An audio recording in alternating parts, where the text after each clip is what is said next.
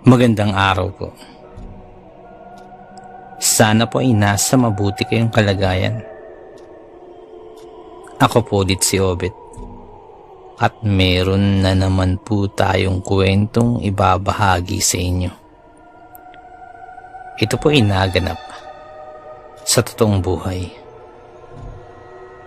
Ang kwentong ito ay ibinahagi ng isa sa ating mga tagapakinig. Ito po'y nangyari sa lalawigan ng Rizal.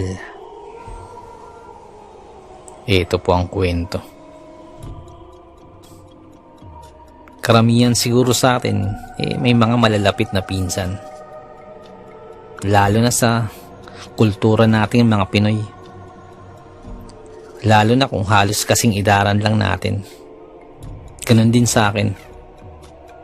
Meron akong pinsan na para kaming magkapatid. Para kaming iisang mga magulang ko magturingan. Taga Iloilo talaga kami. Pero dito na kami tumira sa Binangonan. Yung pinsan ko, hiwalay kasi yung mga magulang niya. At tuwing magkakaroon ng pagkakataon, ay dito siya sa amin tumitira. Lalo na pagluluwas sila galing Iloilo. Magkasama kami sa kalokohan nun. At maging ang mga kapatid ko, ganun din sa kanya. Saka maloko talaga yun. Ang taba ng utak pagdating sa mga kagaguhan. Minsan nga, nagkakakwentuhan kami magpipinsan. Alam mo ba, Atoy, dun sa probinsya, kung san-san lang ako natutulog kapag inaantok ako. Minsan nga, sa classroom nakatulog ako eh. Kwento pa ng pinsan ko na si Ramon. Di pinagalitan ka ng teacher mo. Sagot ko naman. Hindi ko lang kasi katulog ako eh. Pero pagkagising ko, nasa itas na ako ng school. Nasa bubungan na ako. Sagot naman ni Ramon kaya tawanan kami magpipinsan. Madalas siyang bumabangka pag nagkikwentuhan kami. Dahil puro mga panay kalokohan niya. At dahil doon ay nahahawa na rin ako. Pero nung minsang magbakasyon sa amin, tanda ko nun mga 15 anyos kami nun. Nung isang gabi nung naiihi ako, dahil maliit lang naman ang aming bahay, halos parang sardinas kami kung matulog. Ang aming bahay ay may 2 kwarto. Ngunit, nasa 2 palapag ito. Bagamat maliit, mataas naman. Pero, siksikan pa rin kami dahil marami kami sa bahay. Natutulog na kami nun nang magising ako. Pagkagising ko, napansin kong wala sa kwarto si Ramon. Pero binaliwala ko na lamang dahil ihing-ihi na ako. Noong mga panahon na yun ay nasa labas pa ang aming banyo. Hiwalay sa aming bahay. Kaya medyo pupungas-pungas pa ako noon dahil sa antok. At dahil sa katamaran, sa gilid na lang ako ng bahay namin umihi. Habang umiihi, may nalaglag na parang sanga mula sa itaas. Kaya napatingin ako sa itaas banda. Nang makita ko na parang may tao sa itaas ng aming bubungan. Kaya medyo nagulat ako. At kinusot-kusot ko pa ang aking mata. Para masigurong hindi ako namamalik mata. Nang muli kong tingnan, ay hindi nga ako nagkamali. May tao nga sa aming bubungan. Bibihirang mangyari yun dahil may kataasan ng aming bubungan. Kaya matyaga akong pinagmasdan kung sino yung nasa taas. Nang mapansin kong parang pamilyar yung tindig ng tao na nasa itaas. Doon ko pa lamang napagtanto. Ramon? Anong ginagawa mo dyan, Mon? Bakit nasa bubong ka? Sigaw ko sa kanya. Napalingon ito at tumingin sa akin mula sa itaas. Hindi ko din alam eh. Pagkagising ko nasa itaas na ako. Sagot naman ni Ramon. At dahil katabi ng aming bahay ang isang punong mangga, ay tumawid na lamang ito sa isa sa mga sanga ng mangga at saka bumaba mula sa bubungan. Takang-taka ko paano nakapunta sa itaas si Ramon. Dahil kagaya ng nabanggit ko kanina, may kataasan ng aming ikalawang palapag na kahit pusa ay bibihirang makaakyat dyan. Ilang sandali pa ay nakababa na si Ramon. Anong ginagawa mo sa taas ng bubong? Tanong ko muli kay Ramon. Hindi ko alam eh. Basta alam ko, natulog na tayo sa kwarto kanina, di ba? Tapos natutulog lang ako kanina eh. Nung pagkagising ko, nasa itas na ako ng bubong. Yun nga, yung tinatawag mo ako. Sagot pa ni Ramon. Anong ginagawa nyo dyan? Is oras na ng gabi ah. Nasa labas pa kayong dalawa. Biglang sabat naman ang aking tatay na hindi ko namamalayan ay kakalabas lang pala mula sa aming bahay. Wala po tiyo. Naihilang po ako. Sagot naman ni Ramon. Opo tay, papasok na po. Nagbanyo lang po ako. Sagot ko din. Kaagad-agad ay pumasok na kami ng bahay. Ngunit hindi ko na din sinabi kay tatay ang nangyari. Dahil maging ako, ay hindi ko alam paano nangyari yun. At isa pa, ay maging si Ramon, ay hindi ito sinabi sa aking mga magulang. Matapos ang pangyayaring yun, ay makailang beses ko pang tinanong si Ramon kung paano nangyari yun. Kung paano yun nagawang mapunta sa bubungan namin. Kaya muli niyang ikinuwento yung nangyari sa probinsya nila. At dun ko pa lamang naisip yung mga ikinikwento ni Ramon na nakakatulog siya na pagkagising niya ay nasa ibang lugar na siya o nasa itaas ng bubong. Hindi ko inaasahang totoo ang mga kwento niyang yun. Ang akala ko ay nagpapatawa lamang siya. At ang pangyayaring yun ay hindi ko rin naman sinabi sa aking mga magulang.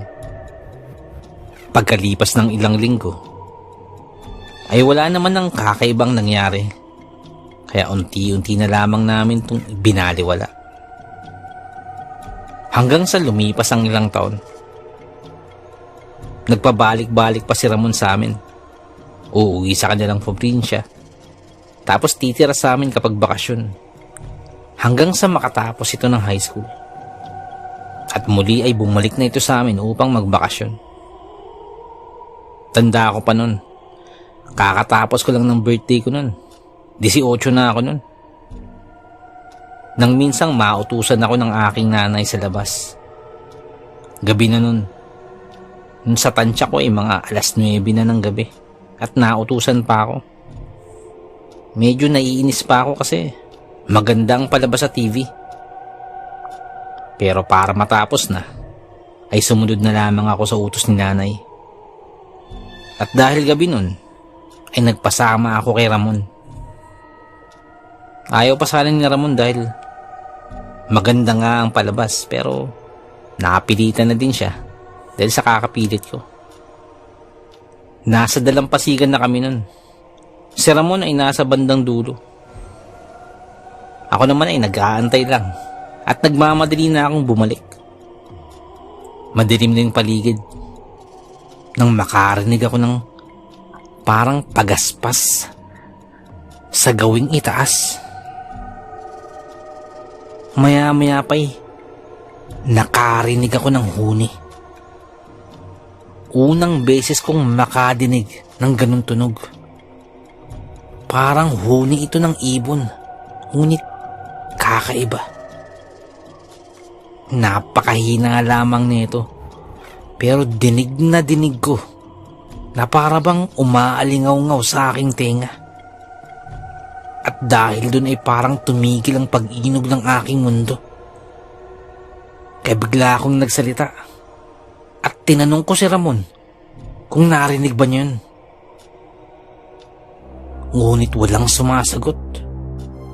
Tila ay hindi ako naririnig ni Ramon. At sa hindi ko malamang dahilan, ay bigla akong nabalot ng takot. Nagtayuan ang mga balahibo ko sa katawan. At napatakbo na ako ng di oras. Nawaglit na sa aking isipan na kasama ko pala si Ramon. Iniwan ko na siya.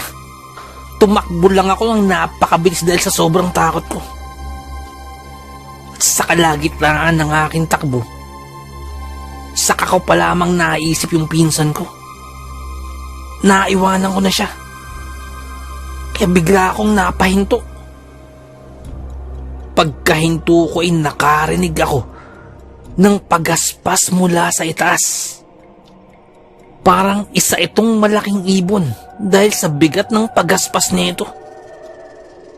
Kaya napatakbo na naman ako sa sobrang takot na sa pakiramdam ko ay di na sumasayalang pa ako sa lupa dahil sa sobrang nerbiyos. Hindi ko na alintana ang putik na madadaanan ko. Baliwala na sa akin ang mga yun. Dahil ang gusto ko lang ay makalis at makauwi. Halos magkandara pa na ako kakatakbo. Mga kailang beses akong kamuntik-muntikang madapa.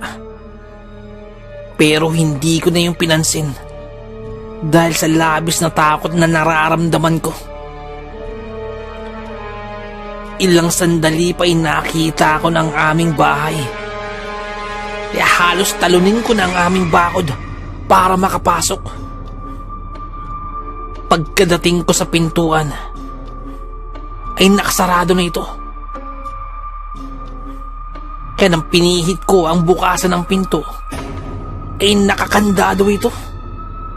Kaya makailang beses kong kinatok ito ng malakas. Ngunit sarado pa rin. Habang kinakatok ang pintuan namin, ay nakarinig muli ako ng parang kumakaluskos sa aking likuran. Na parang may hayop na nagtatakbuhan sa aking likuran. Parang unti-unti itong papalapit sa akin. Kaya habang kumakatok ay napasigaw na ako sa takot. Nang biglang magbukas ang pintuan namin, si tatay ang nagbukas. Gulat na gulat ito sa akin. Oh, ano ba nangyayari sa'yo? Pasigaw na tanong ni tatay. Hindi mo na ako sumagot dahil kaagad-agad akong pumasok sa loob ng bahay. At bigla akong isinarado ang pinto at ikinandado ko. At maging ang mga bintana ay ipinasarado ko ng husto.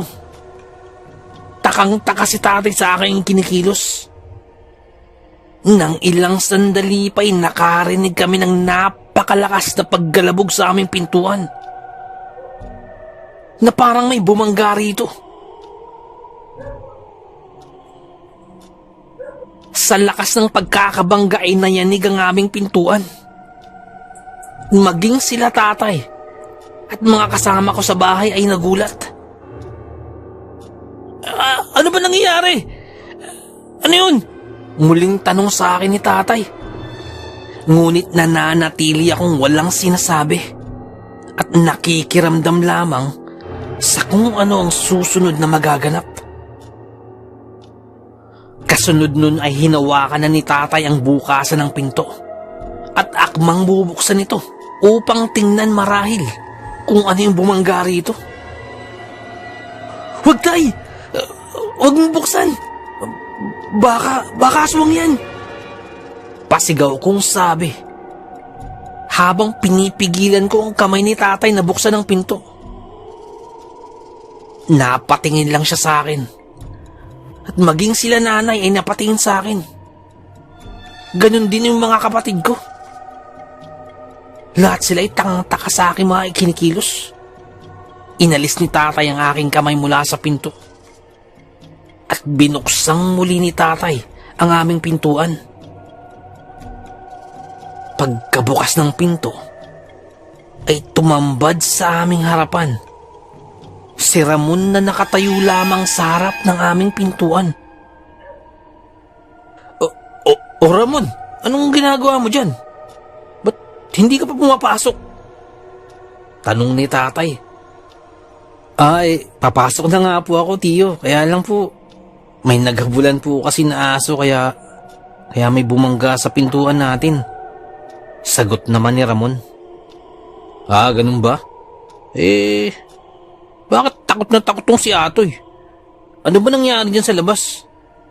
Tumatakbo pa sa takot kanina. Tanong muli ni tatay. Tiyo, hindi ko nga din po alam eh. Kasi nung nasa dalampasigan kami, inaayos ko pa yung lambat bigla na lamang akong iniwan ni Atoy. Bigla nagtatatakbo. Kaya, napilitan na rin akong umuwi. Sagot pa ni Ramon. Ba't ka ba tumatakbo kanina? Ano ba nakita mo? Tanong pa sa akin ni Ramon. Ako naman ay hindi pa rin makasalita. Hindi ko alam ang sasabihin. Hindi ko alam ang gagawin. Nababalot pa din ako ng takot pero pakiramdam ko ay parang napahiya na ako. Dahil kung tutuusin, wala naman talaga akong nakita kanina. Pero rinig na rinig ko yung huni at yung pagaspas ng malalaking pakpak na parang humahabol sa akin. Yung mga pagkaluskos na sumusunod sa akin, dinig na dinig ko yun. At pati yung matinding kalabog sa pinto. Ngunit wala naman akong nakita. Matapos yun ay pumasok na si Ramon sa bahay. At nawala na din yung mga naririnig kong huni at mga pagaspas sa paligid. Hindi ko din alam ang nangyayari. Baka siguro gunig-gunig ko lang ang lahat dahil sa sobrang takot ko. Nung mga sumunod na araw, ay pilit kong inalis sa aking isipan ang nangyari. Bagamat ramdam ko pa din ang takot, ay pilit kong ibinalik sa normal ang aking kilos. At isa pa, wala naman talaga akong nakita. Tinatakot ko lang ang aking sarili. Nung mga panahon na yun, ay nagkaroon ng usap-usapan sa aming lugar at maging sa kalapit barangay na may umaaligid-aligid daw na aswang. At ang alam ko, ilan sa aming mga kapitbahay ay nagdadalang tao. At maging ang isa kong tiyahin ay nagdadalang tao din noong mga panahon na yun. Doon ko na naman naisip ang narinig ko nung nakaraang gabi na baka aswang talaga ang humabol sa akin. Hindi naman talaga ako mapaniwalain sa mga ganyan. Ngunit hindi ko may tatanggi ang takot na naramdaman ko nung gabi na yun. Dahil doon ay nagkakwentuhan kami ni Ramon tungkol sa mga ganung bagay. Naniniwala ka ba sa aswang? Tanong ko kay Ramon. Sa probinsya, madaming kwento-kwento tungkol dyan pero wala pa akong nakikita. Nakikita ko lang mga asawa na inaaswang. Madami dun. Sagot pa ni Ramon kaya nagkatawanan kami. Dito daw kasi may aswang na gumagala. Di ba nung isang gabi parang may humabol sa akin? Sagot ko naman sa kanya. Oo. Nung isang gabi? Oo. Nagkulay suka ka nga nun eh. Sa sobrang takot mo. Akala ko ba hindi ka naniniwala sa ganun? Sagot naman ni Ramon. Hindi naman talaga eh. Pero sobrang takot ko nung may narinig talaga ako. Sagot ko pa. Bakit ako? Wala naman ako narinig nung gabi na yun. Guni-guni mo lang yun. Dapat narinig ko rin yun. Sagot pa ni Ramon. Pero nung minsang natanong ko si Tia Agnes, yung tiyahin naming buntis, Tuwing gabi daw ay sumasakit ang kanyang tiyan.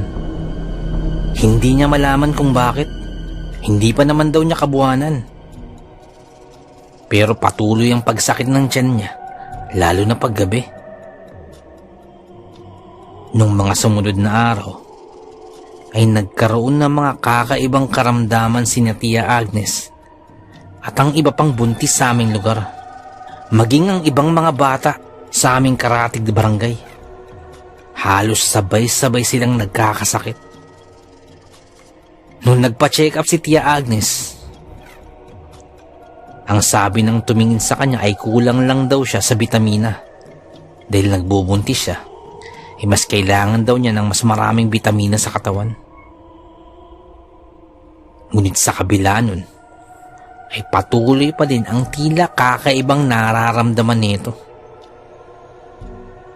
Doon ay naisipan nila Tia na magpatingin sa isang manggagamot, yung marunong sa mga espiritual na bagay. Pagkapunta pa lamang ng manggagamot sa bahay nila Tia, ay nagsalita agad ito na may masamang espiritong umaaligid sa aming barangay. Tinawa siya nito at napag-alaman na sinasadya ang pagkakasakit niya at maging ng iba pa sa aming lugar. Kaya ang malaking katanungan ay kung sino ang may gawa nito. Matapos ang gamutan, ay bumalik muna ako sa bahay para hanapin si Ramon. Dahil kanina ko pa siya hindi nakikita. Maliit lang ang bahay namin. Bagamat mataas, ay madali mong makita kung sino yung naroroon. Pagkarating ko sa bahay, ay halos walang tao. Ako lamang. Kaya dumiretso na lamang ako sa kwarto. At sigurado ako na mag-isa lamang ako sa kwarto. At isinara ko na yung pintuan at magpapalit ako ng damit. Nang sa isang iglap ay biglang may nagsalita sa aking likuran. Atoy, may kailangan kang malaman. Boses na nanggagaling sa aking likuran. Pamilyar na boses. Pagkalingon ko ay si Ramon ito. Ngunit parang kakaiba ang kanyang dating. Hindi kagaya dati na parang masayahin. Ngayon ay mukhang seryoso. Mukhang nakakatakot. Ramon, bakit? Kanina ka pa ba dito? Tanong ko. May dapat kang malaman, Atoy. Sagot niya ito sa akin. Yung tinutukoy ng manggagamot na masamang espiritu sa lugar nyo ay ako. Dagdag pa ni Ramon. Ha? Ano? Anong pinagsasabi mo? Sagot ko pa. Yung sakit na nagdudulot sa mga tao rito ay ako ang may gawa. May kakayahan akong gawin yun sa aking mga bibiktimahin. Hindi ko kasi mapigilan ang aking sarili. Para akong may sumpa. Hindi ko masupil ang itim na kapangyarihang lumulukob sa akin. Sagot pa ni Ramon. Ano? Hindi ko maintindihan mga pinagsasabi mo. Sagot ko pa. Isa akong aswang, Atoy. Nung una, ay hindi ko din alam na may taglay akong ganito. Kaya dati ay bigla akong parang nawawala sa sarili. At hindi ko namamalayan, nasa ibang lugar na ako. Pero nung sumapit ang aking 18 taong gulang, ay dun ko nalaman na may taglay akong kakayahan dahil sa ako ay isang aswang. Kinakailangan kong mambiktima dahil iyan ang aking sumpa. Sagot pa ni Ramon. Gulat na gulat ako sa mga sinabi ni Ramon. Hindi ako makapagsalita. Hindi ko alam ang sasabihin. At sa mga sinabi ni Ramon, ay wala akong pinagsabihan, maging ang aking mga magulang. Isang matinding sikretong pilit kong itinago. Nung araw din na yun, ay umalis si Ramon sa aming lugar at nagpaalam na uuwi sa aming probinsya. Ngunit pagkalaon ay nalaman naming hindi pala ito sa probinsya naglagi. Lumipas ang maraming taon at isang araw ay muling dumalaw sa amin si Ramon. Halos walang pinagbago ang itsura nito. Ganun pa din naman kami nung magkita. Parang wala ring nagbago. Pero magpasa hanggang ngayon ay itinatago ko pa din ang sikretong matindi ng aking pinsan na si Ramon. Napakahiwaga ng ating mundong ginagalawan. Napakaraming bagay ang mahirap ipaliwanag, pero nagaganap. Hanggang dito na lamang po. Salamat po sa pakikinig. Magandang araw po.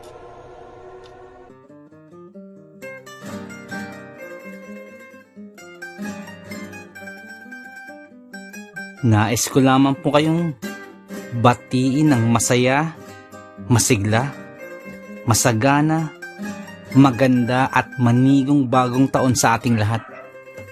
Sa lahat po ng ating mga subscribers, mga silent listeners, lahat po ng mga taga-suporta po natin, mga OFW listeners at mga nagpadala po ng mga kwento at mga writers po natin, maraming salamat po. Nais ko lamang po kayong batiin ng masaya, masigla, masagana at manigong bagong taon sa ating lahat. Nais ko lamang din pong batiin ng happy birthday po si Boss D. Fred. More birthdays to come, more blessings and good health. Happy birthday po, boss. At channel po ni Boss D. Fred Mystery Files. At yung iHeart, kung may time po kayo, bisita lang po sa channel niya. Shoutout din po kay Ma'am Annie Villoria. At kay Boss Baby Langka, shoutout po sa inyo. At kay Ma'am Annabel Apruebo, shoutout po sa inyo dyan. Shoutout din po sa King Solomon Game Farm dyan po sa may Tawid, Maasin City, Southern Leyte. Shoutout po sa inyo. Shoutout din po kay Ma'am Rosie de Mesa. Ma'am, shoutout po. Nais ko lamang pong i-shoutout si Boss Bulag na Anghel. Boss, shoutout po sa iyo. Salamat po sa pakikinig. Shoutout din po kay Boss Benji Cayetano. Boss, shoutout po. Shoutout din po kay Ma'am Annie Villoria. Shoutout po sa inyo. Kay Ma'am Annabel Apruebo, shoutout po. Kay Boss Baby Langka, shoutout po sa inyo. Shoutout po. Shoutout din po kay Ma'am Feli Raimundo Rivera, shoutout po. Shoutout din po kay Boss Real Mix Vlogs.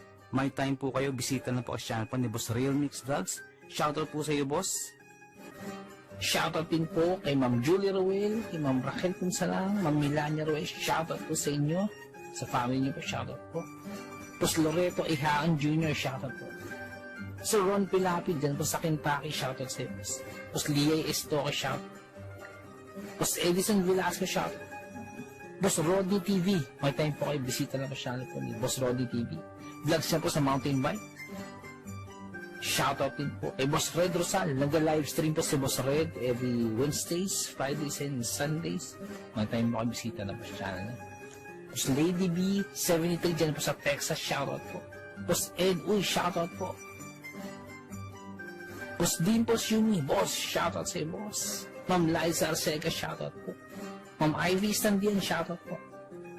Boss Rochelle Abiliar, may time po kayo, bisita ng channel po. Rochelle Abiliar po. Ma'am Melanie Passion, shoutout. Ma'am Milagrosa Look, shoutout. Boss Nonoyski, shoutout sa iyo, boss. At yung BFF pala ni Ma'am Jane, si Boss Hershey, shoutout sa iyo. Boss Miles, shoutout po. Boss Lord Olaywa, shoutout po. Boss Rexy Ann, shoutout po. Boss Jesse Joshua Castillo, shoutout po. Ma'am Maya Flores, shoutout po. Boss Queenie, shoutout po. Boss Alberto Liano, shoutout po. Ma'am Michelle Cedron, shoutout po. Ma'am Susan De Los Santos, shoutout po. Boss Ron and Ma'am Lenny Fish, shoutout po sa inyo. Sir Reynaldo Silong, shoutout po. Ma'am Charlene Gumansing, shoutout po. Boss Psychic Scorpio, shoutout po. Ma'am Marianita FL, shoutout po. Boss James Channel, may time po kayo, bisita ng channel po ni Boss James. Ma'am Maribel Salcedo, shoutout po. Boss Vinci Maya, boss, shoutout po. Boss Leonardo Manalo, shoutout po. Boss Uni Cotton TV, shoutout sa boss. May time po kayo, bisita ng channel, Uni Cotton TV. Boss Yoreski Escalona, shoutout sa boss. Boss Jopay Bertuto, boss, shoutout sa Ate Peng, shoutout po. Ma'am Elaine Almera, shoutout po. Boss Supremo Ploxky, dyan po sa Cavite, shoutout sa boss. Ang Bless na Baka, shoutout po. Ma'am Christy Han, dyan po sa Hamburg, shoutout po. Kaya, Sir Alex of Southern Mindanao Creepy Experience, shoutout sa iyo, sir. Boss Jimmy Pandong, shoutout po. Kay Tata Estong Nestor Bauyon, dyan po sa London, shoutout po. Ma'am Mary Asilar, shoutout po, dyan dito sa UK. Boss Edward Malilin, boss, shoutout po. Boss Raymond Glover, shoutout sa iyo, boss. Ma'am Eliza Miguel, shoutout po. Shoutout po kay Boss Ricky Gonzalez, kay Boss Bobby, kay Ma'am Milagros Gonzalez, kay Sir Romeo, shoutout po sa inyo. Boss Sai 1986 vlog, may time po kayo bisita ng channel, Sai 1986 vlog. Boss Young's Life, shoutout. Boss Russell Ferreira, shoutout. Boss Mslack, shoutout. Miss Jabel, shoutout po. Boss Choji D, shoutout. Ma'am Liza Arcega, shoutout po. Ma'am Selena Rawato, shoutout po. Boss Francis Maula, shoutout po. Boss Stacy Vlog, dyan po sa Spain, shoutout po. Boss Mary Tales, may time po kayo bisita ng channel po ni Boss Mary Tales. Ma'am Mirna Buo, shoutout po. Boss Kamandag Pigeon TV, mahilig po ko sa Kalapati, bisita po sa channel po ni Boss Kamandag Pigeon TV. Ganun po kay Boss Titan Love TV. Boss DJ and George, mahilig po ko sa bedtime stories, bisita lang po sa channel po nila. Boss Horsey TV, mga vlogs po nila sa Japan, bisita lang po sa channel. Boss J Palo, shoutout. Boss Pedro Tampo, shoutout po. Ma'am Maria Lizel Varo, shoutout. Ma'am Aubrey Delgado, shoutout sa iyo, ma'am. Sa family po, sa husband niyo po. Boss Camilo Aroy, boss, shoutout sa iyo dyan, sa mga taga Southern Leyte. Boss Nico, shoutout sa iyo, boss. Boss Ron Misa, shoutout po. Ma'am Erika Tihano, shoutout po. Boss Angie Tatifuco, shoutout po. Ma'am Ana Sato, shoutout po. Ma'am Eli Cono, shoutout po. Boss Freyas Roll, shoutout sa iyo, boss. Boss Resi Madrid, shoutout po. Lutong Bahay ni Ming, shoutout po. Boss Wences 666, shoutout po. Boss John Reina Zacati, boss, shoutout po.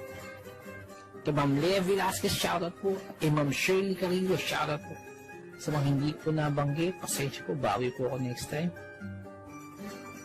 Kung naibigan po ninyo ang ating kwento, pakihit lang po ang like button, pati din po subscribe. Pakiclick na rin po ang notification bell para updated po tayo sa ating mga kwento. Kung may nais po kayong sabihin, pakiiwan lang po sa ating comment section. Maraming salamat.